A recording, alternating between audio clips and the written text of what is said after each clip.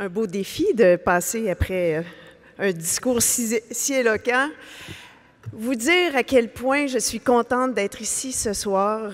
Bon, on a mentionné mon passé d'athlète. Je peux vous affirmer que très rarement, il y avait des salles remplies de femmes comme ça. En fait, c'était exactement l'inverse. C'était des salles remplies d'hommes. Alors, pour moi, c'est une grande fierté de voir ces accomplissements qu'on va célébrer ce soir. Et je trouve que ça encourage dans le rôle que j'ai maintenant. Je tenais à être ici ce soir, encore une fois, parce que on honore vos réalisations, mais ça fait tout à fait partie de mes orientations de prôner les avancées, de mettre de l'avant aussi ces modèles qui sont si inspirants. Alors, je vais mettre mes lunettes, je vais lire mon discours. Donc, d'abord, j'aimerais féliciter toutes les femmes entrepreneurs, gestionnaires et administratrices présentes ce soir, mais aussi les hommes qui ont su être de précieux alliés. Chères dames, vous avez parcouru du chemin pour en arriver où vous êtes aujourd'hui et ça fait de vous une source d'inspiration pour d'autres.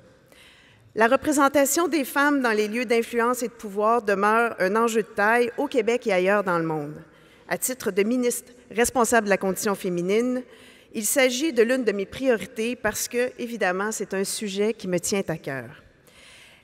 On le sait maintenant, il y a de nombreux avantages liés à la croissance de l'entrepreneuriat féminin.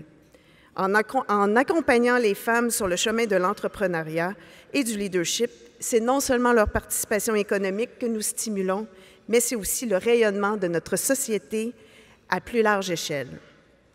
Notre gouvernement souhaite faciliter l'accès des femmes au monde entrepreneurial, entre autres grâce à des politiques et des programmes qui offrent les leviers nécessaires pour qu'elles se lancent en affaires, mais surtout pour qu'elles y demeurent. Mesdames, chers entrepreneurs, leaders et femmes d'affaires, vous êtes des modèles inspirants. Messieurs, vous êtes des alliés précieux. En permettant à des femmes de gravir les échelons et en soutenant le développement de leur carrière dans les entreprises, vous contribuez à un Québec plus égalitaire. J'aimerais évidemment à mon tour souligner le travail de Mme Cody et de tous les membres de l'Organisation de la gouvernance au féminin. Votre travail contribue à l'atteinte de l'égalité de fait et permet une prise de conscience collective sur l'importance que les femmes prennent leur place dans les secteurs où elles sont encore trop peu nombreuses.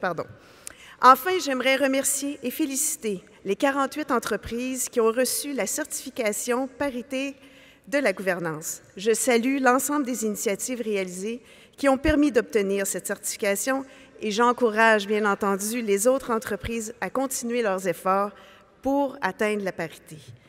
Beaucoup de travail reste à faire, mais je crois, et j'en suis en fait convaincue, que nous sommes sur la bonne voie. Alors, merci à tous, merci surtout à toutes et bonne fin de soirée. Merci.